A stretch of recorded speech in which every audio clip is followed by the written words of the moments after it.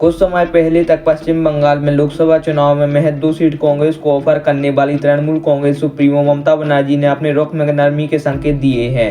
बुधवार को पार्टी की एक बैठक के दौरान ममता ने इस बात पर जोर दिया कि उनकी पार्टी केंद्र में सत्तारूढ़ भारतीय जनता पार्टी के खिलाफ लड़ाई में विपक्ष के इंडिया ब्लॉक में बनी रहेगी। उनका बयान ऐसे समय आया है जब लोकसभा चुनाव के लिए पश्चिम बंगाल में सीट बंटवारे को लेकर उनकी पार्टी और कांग्रेस में विवाद की खबरें आ रही थी। पार्टी की पश्चिमी मेदिनीपुर जिले की इकाई की बंद कमरे में हुई बैठक में ममता बनर्जी ने अपने रुख से अवगत कराया।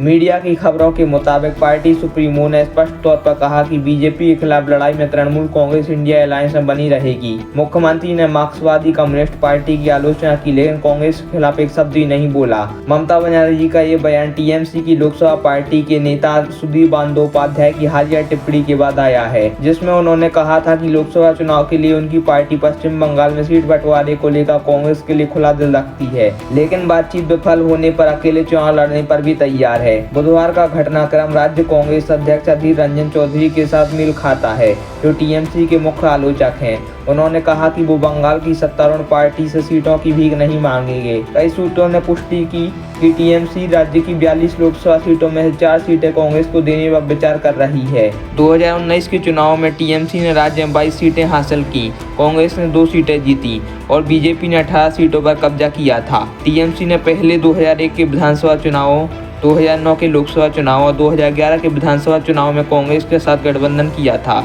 जिसके परिणाम स्वरूप 34 वर्ष के बाद सीपीआईएम के नेतृत्व वाली सरकार को सत्ता से बाहर होना पड़ा था। ममता ने पिछले नवंबर में पश्चिम बंगाल में टीएमसी, कांग्रेस और वाम दलों के बीच गठबंधन होने की उम्मीद जताई थी, लेकिन उनके प्रस्ताव को कट्टर प्रतिद्वंदी सीपीआईएम ने तुरंत खारिज कर दिया था और कुछ कांग्रेसी नेताओं ने इसकी आलोचना की थी। हालांकि कुछ दिनों बाद उन्होंने दोनों पार्टियों पर बीजेपी के साथ गठबंधन करने का आरोप लगाया। अब पुष्टि की कि टीएमसी पश्चिम बंगाल में बीजेपी खेमे का मुकाबला करेगी।